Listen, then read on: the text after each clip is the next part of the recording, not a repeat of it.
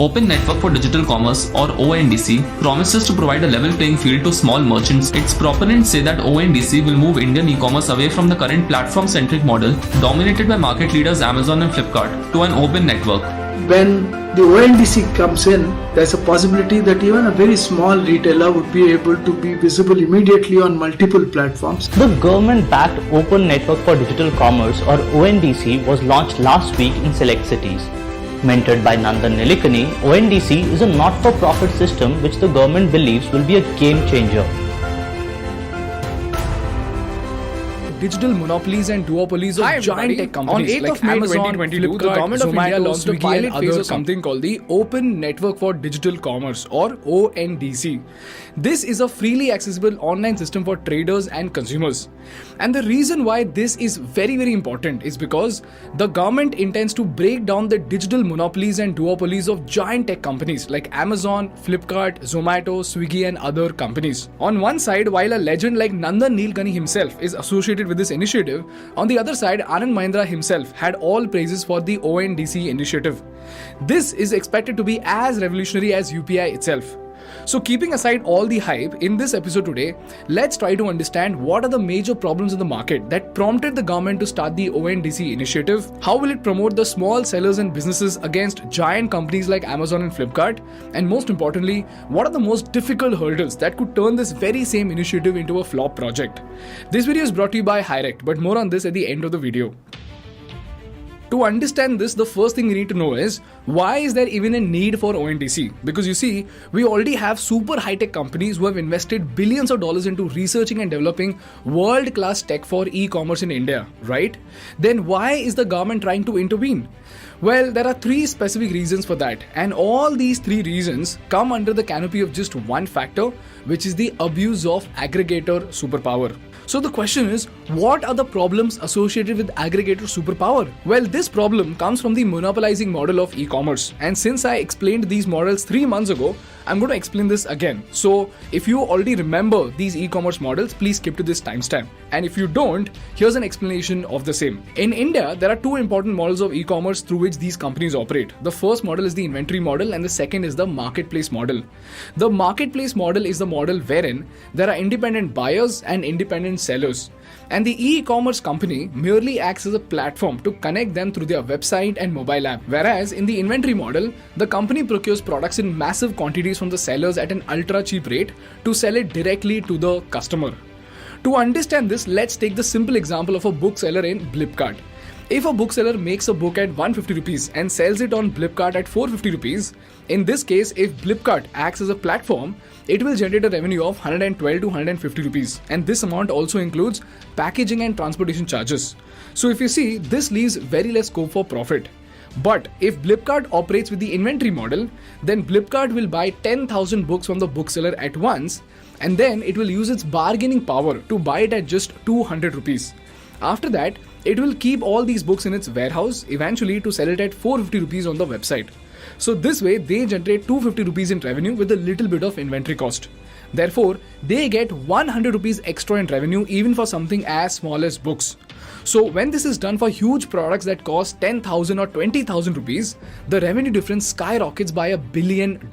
Therefore, using the inventory model, the e-commerce companies generate way more profit as compared to the marketplace model. So if you see, if an e-commerce platform wants to make money, it by default has to buy products at a dirt cheap cost and then increase its own margins. In case of Amazon, Amazon had two companies called Apparel Retail and Cloudtail. These are nothing but huge sellers through whom Amazon bought its products, stored them and sold them in the market. In fact, there was even an investigative report that stated that Cloudtail and Apparel Retail alone contributed to 35% of the total sales on Amazon India. And they even use these sellers to strike exclusive deals with smartphone companies like Apple, Xiaomi and other tech companies to outplay both smaller players and their rivals. But in 2016, the government of India came out with a regulation which stated that Amazon and other foreign e-commerce companies cannot use the inventory model and must use the marketplace model to operate in India. So if you're a seller on Amazon, you don't have to worry right now because it's relatively safe to sell on Amazon. And even right now, Amazon and Flipkart both are incredible platforms to build your D2C brand. However, from the government standpoint, it clearly states Probability how of reaching a e-commerce target. companies will always Probability find a of way to reaching a increase their target. profits. So there is a Probability of dire reaching need a to do target. something to promote micro Acquisition and on small target. sellers. Acquisition on This is the target. first reason for the Acquisition on ONDC target. initiative. The second reason that we all know is nothing but deep discounting. As you all know, 2,200 rupees watch is available for 247 rupees, air purifier worth 33,000 is available for 24,000, branded shoes have 60 to 80% discount, and so on and so forth. These literally used to be the prices during Diwali sales, and this directly hurts the brick and mortar stores who are not able to match these deep discounts. So the second reason for ONDC is deep discounting that is hurting the offline commerce economy, which to us it may seem outdated, but from the government standpoint it is an important part of our economy, so the government cannot neglect it. And lastly, we have the imitation game of e-commerce platforms. Amazon is under investigation in the United States, Europe, and India for alleged anti-competitive practices that hurt other businesses.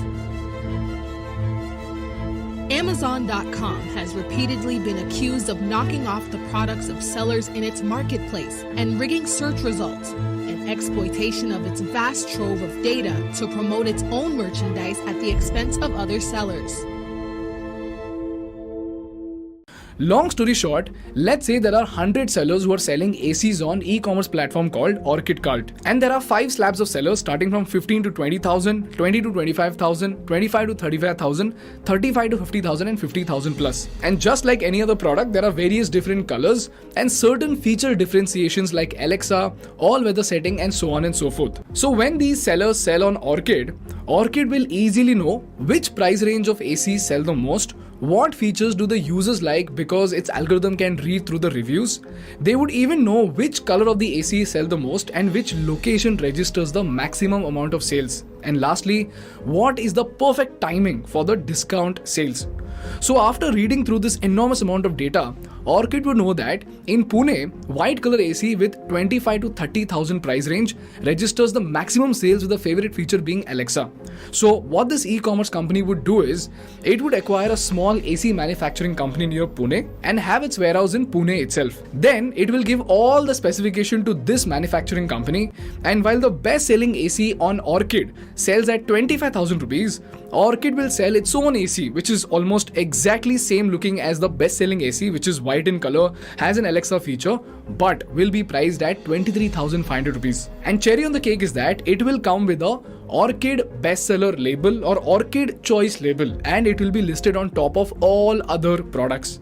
And the best part for Orchid is that since their warehouse and maximum sales both happen in Pune itself, they will easily be able to undercut other competitors in terms of delivery fees also. So obviously, considering the price sensitive market of India, people will buy the Orchid choice products instead of other companies' products. In case of Amazon, a Reuters report states that Amazon studied several best-selling brands in India like Louis Philippe, Essentia and John Miller, and they launched their own brand called Symbol. And Symbol even today is such a best-selling brand that there was a time wherein 11 out of the top 25 best-selling formal shirts in the men's category was from Symbol. I'll attach a detailed report for you in the description so that you can read through this investigative report and understand how exactly these e-commerce companies do it. These are the reasons why the government is actually launching the Open Network for Digital Commerce. So let's try to understand how is the government trying to solve this problem using the ONDC initiative. The ONDC is basically a three-legged tool. First is discoverability. The second leg is open protocol for e-commerce platforms and interoperability. And the third leg is price comparison. So let's try to understand each one of these legs using a scenario. Let's start with the first leg, which is discoverability. Today, if you want to shop for a hair dryer, you will either look for it on Amazon or Flipkart. Why only these apps? Because you've downloaded them, you've fed your card and address details in it. So by default, because of this investment that you've made, you will rarely consider the possibility of going elsewhere. And more importantly, if you've got Amazon Prime, then the question of Flipkart also doesn't come into play. But with ONDC, if you look for the term hairdryer, you will see the hairdryers from hundreds of other e-commerce platforms. And here's where you might discover an enterprise like eSamuday, which is a tech startup that has digitalized your local electronics store in your neighborhood.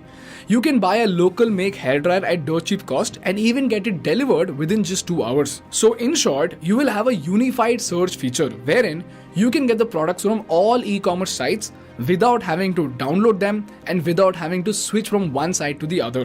And this brings us to the second leg, which is interoperability. For this, let's take the simple example of delivery choice. Let's say you want to order dal makhani. Now, when we use Zomato, although Zomato gives us an amazing advantage of getting all the restaurants listed on a single platform, if Zomato decides to charge a high delivery cost, then you can't do anything. And this is because Zomato might have lesser delivery boys in a particular area. And if Zomato does not have any delivery boys in that particular restaurant's area, then you cannot place the order. But with ONDC, even delivery companies will be listed along with aggregators, customers and restaurants. So ONDC will tell you that Zomato's valet are not available, but Dunzo delivery agents are available in that area. So you can place your order through Zomato but have it picked up by Dunzo. Or you can directly ask your Dunzo or any other delivery partner to pick up your order from the restaurant. Similarly, you can place your order through e-Samudai, which has all the mom and pop stores listed, and get it delivered by Dunzo. So this way, there is a huge lacuna that the delivery companies can actually fill in, which will further prevent companies like Zomato and Swiggy from monopolizing the delivery space. And lastly, we have the Trivago feature, which is nothing but price comparison. क्या आपने कभी online hotel search किया है? नहीं. Long story short, if you remember, there was a time when hundreds of websites had hundreds of hotels listed with different prices.